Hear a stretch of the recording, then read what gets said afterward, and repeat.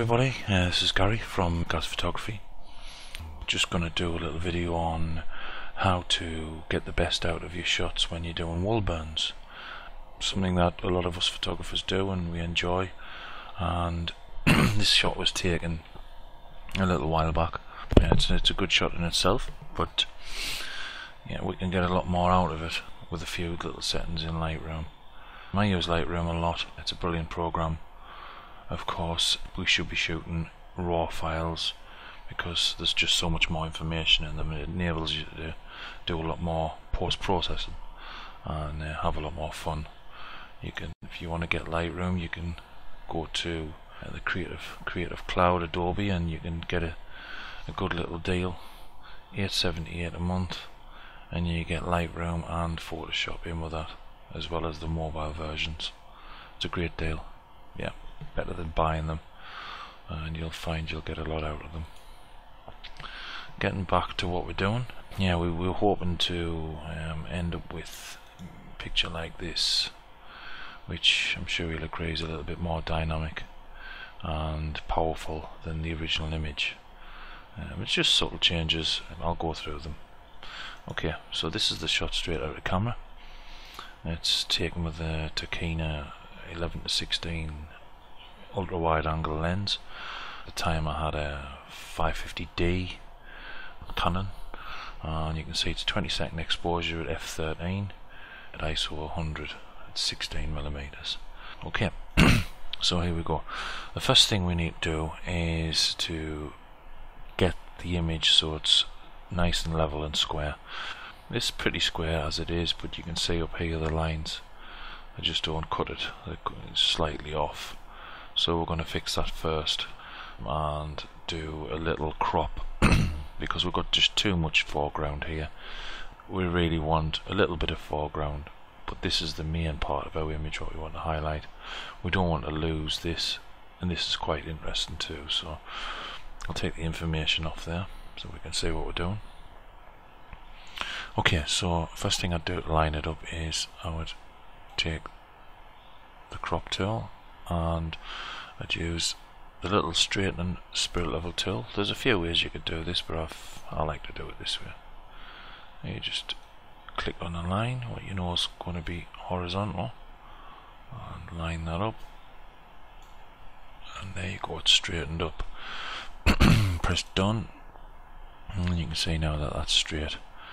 We can see we've got a little problem with distortion here. You get that on ultra wide angle lenses, but we can go and fix that in a moment. So what we're going to do now is we're going to go back onto the crop tool and we're going to crop it down. If we press Alt on our keyboard, it'll bring it into the center. So we're going to crop it around about there, take a little bit of foreground out of it, and then we're going to try and arrange it so it's more in the middle. It's not going to be exactly in the middle because I wasn't exactly in the middle in the tunnel. I was slightly to the side, so. But yeah, we like things nice and symmetrical. Down here you can see that it's symmetrical. We still have this problem with this line here. Yeah, so we'll do that for now. That just brings it a little bit more into shot, and straight away I'm going to go down to the correction part, lens correction part. I'm going to click on basic, and I'm going to enable profile corrections and remove chromatic aberrations, and I'm going to have constraint crop, and then I'm going to cross to profile. I'm going to pick the lens that I used, which was a Tokina. It automatically detects that, and these are sort of saved profiles within Lightroom. I'm going to go across to manual, and it's the vertical that we need to fix, so I'm going to go into vertical, and I'm going to watch that line and try and line it up with the grid. It's really sensitive, and we're going to get it to around about there. Now you can see the line lines up with the grid. Yep, that's good for me. So we've sorted that situation out. It's not quite level down here, but we're not far off. I'll probably go back to the crop and move it very slightly across. It's a happy medium between the two. It doesn't look too bad, that. Okay, so I'm happy with that.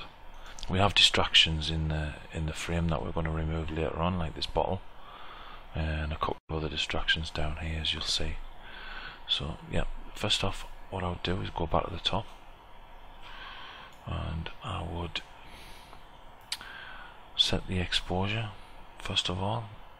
Just want to lighten it up very slightly. It's slightly dark. Yeah, I'm happy with that. The contrast, we're going to take the contrast down here very slightly. Yeah, that'll do.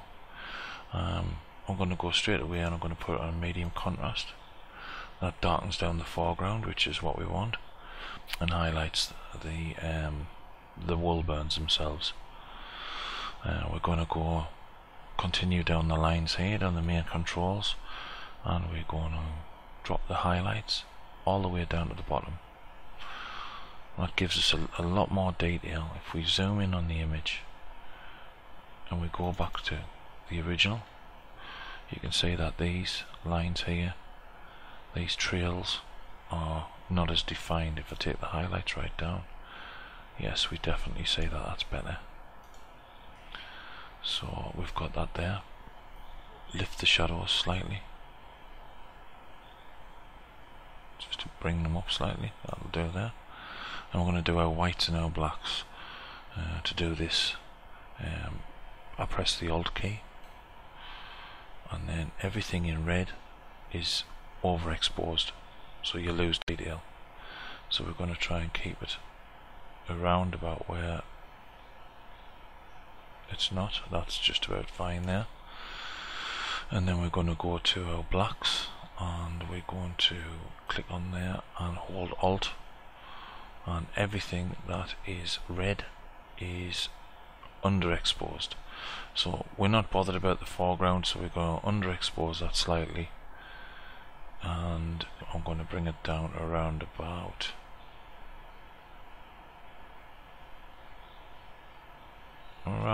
there. Yep, I'm happy with that. We've lost the detail down here, which I didn't want, but we have a little problem with that. It's took the exposure down a bit, so I'm going to go back over to the exposure, and I'm going to lift that very slightly to compensate. I'm happy with that. Yeah, that's fine. And then we're going to do some luminance, hue, saturation and luminance, and I'm going to bring the luminance of these reds and these oranges down. So I'm going to click on the little picker, I'm going to go across to the image, I'm going to try and drop the luminance just on them colours very slightly. Just a slight too much orange, and then it's personal preference, but that's where I like it. So yeah, that's what I'm going to do there. Then we're going to go to sharpening. Now, one of the big mistakes people make is the over sharpen images. So yeah, so let's have a look. We don't want to over sharpen it. I'm going to move this around till we get to a place where we can see a little bit of the burn and a little bit of the wall. Yeah, that's fine. And I'm going to take the sharpening up, and I'm going to have it about there, and I'm going to use the masking. Now with masking, all we want to sharpen is the trails. So if I press Alt on there, everything in black gets sharpened, and everything in white gets sharpened, and everything in black doesn't. So we'll just go up until we just see the trails, so that it gives us a little bit more sharper trail, and release. And we're going to do a little bit of noise reduction, because we've got a little bit of noise, as you can see here. If we zoom in, you can see that there's a little bit of noise in the image, but not a lot. So we're going to lift that just a little bit, and I'm happy with that there. Okay, so we're getting there. There's one thing I have forgotten that makes a huge difference, and that's clarity. and we ramp the clarity up. You don't want to go too far with the clarity. If you go all the way up, you start getting noise in the image again, so we'll bring it back down around about 60, I would think. If we zoom in and check, make sure that we're not losing any detail in the image or over sharpening the image. No, that looks fine there, so we'll zoom back out and take a little bit of time to look at the image to see how we feel about it. There's a few things we can do. We can put a bit of a vignette on if we want. I personally like that. Maybe feather it a little bit more just to fade the edges a bit. I'm still not happy with the detail down here. Some people might like that. I don't. It distracts us from the main image. So I'm going to take the brush, adjustment brush, and I'm going to have it set to exposure. And I'm going to knock the exposure down a bit, make sure that auto mask is off. The flow is at 50. And I'm just going to paint in here and lower the exposure on the foreground, just to get rid of those distracting details. Okay, so I'm happy with that. Okay, so we've got a little bit of distraction here. You don't want anything to take your eye away from the main part of the image. So I'm going to go to the healing spot removal brush. I'm going to make sure it's on heal, and I'm going to go down here, use my mouse wheel to make the brush a little bit bigger.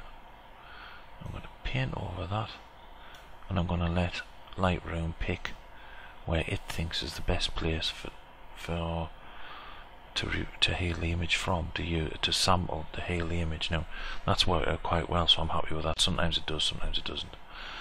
I'm also going to press the Z key to zoom in, the space key and hold, and then left mouse button to navigate around the image. And I'm going to get rid of these distractions too down here. I'm going to mouse wheel to bring it down, and I'm just going to quickly spot over them.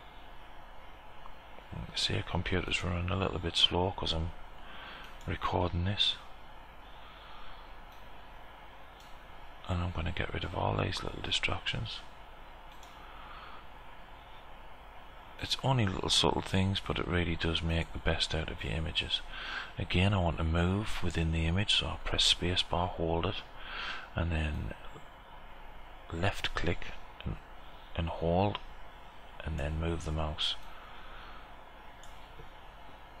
That helps me navigate around the image, just to get rid of these few distractions. Okay, I'm happy with that. I'm going to press done. I'm going to press Z to zoom back out. Yeah, the image is coming along nicely. We haven't got those distractions in the foreground. We've got it virtually nice and level, virtually in the middle. Not exactly in the middle, but I'm happy with it. And I mean, yeah, that's fine. That's a good image. Maybe do a few tweaks and experiment a little bit. Maybe it's a little bit more exposure, just a very little bit, and maybe bring the contrast back up to 0. Yeah, happy with that.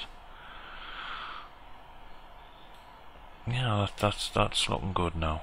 That's looking good. I'm happy with that.